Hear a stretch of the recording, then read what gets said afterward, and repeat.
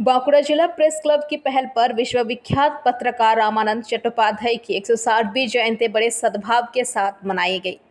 इस अवसर पर जिला प्रेस क्लब के अध्यक्ष सुनील दास, संपादक संतोष भट्टाचार्य, स्थानीय पार्षद भ्रमर चौधरी, प्रख्यात चिकित्सक डॉक्टर अमिताभ चट्टराज समेत जिले के विभिन्न कोने से आए पत्रकार समेत अन्य विशिष्ट लोग ने रामानंद चट्टोपाध्याय की प्रतिमा पुष्पांजलि अर्पित की। बाद में सभी लोग जुलूस के रूप में पाठकपाड़ा स्थानीय रामानंद चटर्जी के जन्मस्थली पहुंचकर पुष्पांजलि अर्पित की। इस अवसर पर मल्लिका मुखोपाध्याय ने देशभक्ति गीत प्रस्तुत किए। वहीं संक्षिप्त बैठक में प्रेस क्लब के सचिव संतोष भट्टाचार्य ने इस दिन के महत्व पर चर्चा करते हुए कहा कि पिछले 30 वर्षों से जिले में ये दिन पत्रकार दिवस के रूप में मनाया जा रहा है। कुछ पड़ोसी जिले के पत्रकार भी इस दिन को पत्रकार दिवस के रूप में मनाते हैं। रामानंद चट्टोपाध्यायेर যে জন্মদিন আর এই বছর 160তম তার জন্মবার্ষিকী।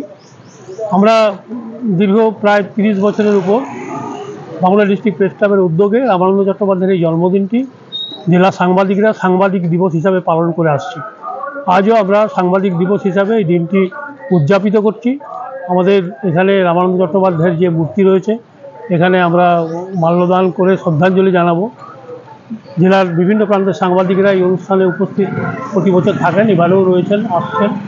তো এখান থেকে আমরা পদযাত্রা করে যাব রামানন্দ চট্টোপাধ্যায়ের যে বাড়ি জন্মভিটে পাঠকপাড়ায়, এখান থেকে সামান্য দূরে, সেখানে আমরা শ্রদ্ধাঞ্জলি নিবেদন করব তার জন্মভিটাতে।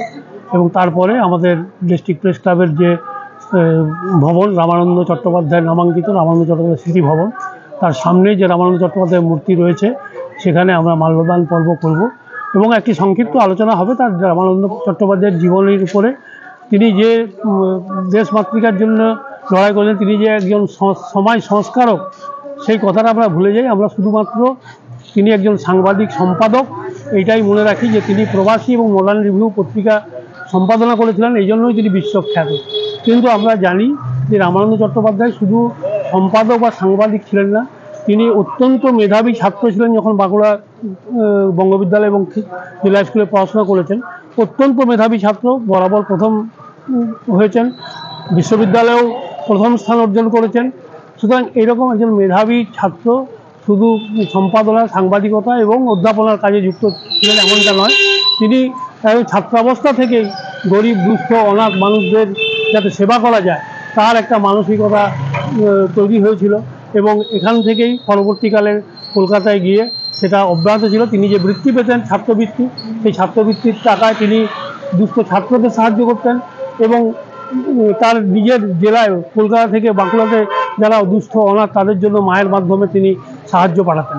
এবং তারপর পরবর্তীকালে দেখেছেন তিনি যখন দাসাশ্রমের সঙ্গে যুক্ত হলেন, দাসী পত্রিকা প্রকাশনা করলেন, সেই সময়ে তিনি দুস্থ, আতুর, অনাথ, বিধবাদের জন্য কাজ করে গেছেন। তবে তার মধ্যে একটা যে মানবিক দিক ছিল সেইটা কিন্তু আমরা সবসময় তুলে ধরি না। আমরা শুধু তার সাংবাদিক জীবন, সম্পাদনা, এলাহাবাদে তার যে অধ্যাপনা এবং জাতীয় নেতাদের সঙ্গে তার যে একদম একটা হৃদ্যতা, রবীন্দ্রনাথের সঙ্গে যে একটা ঘনিষ্ঠতা, সেগুলো নিয়ে আমরা বারবার আলোচনা করি।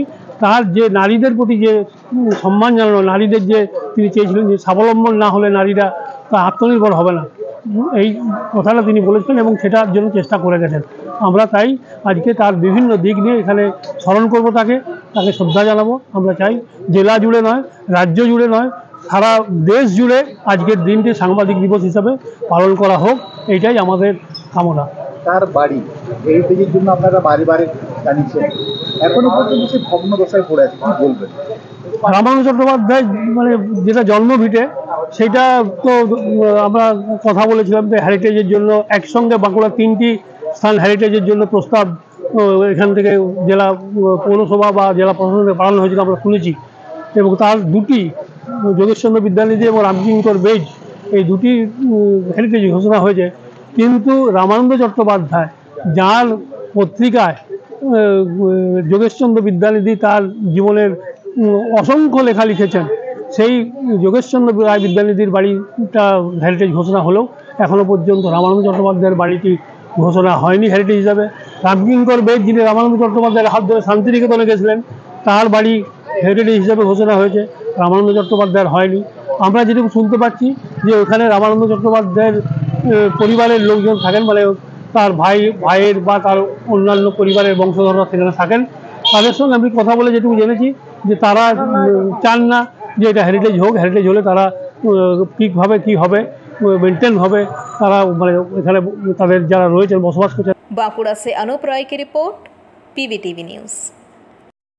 नियमित अपडेट एवं दुनिया भर की ताज़ा खबरों के लिए हमारे फेसबुक पेज को फॉलो एवं यूट्यूब चैनल को सब्सक्राइब करें।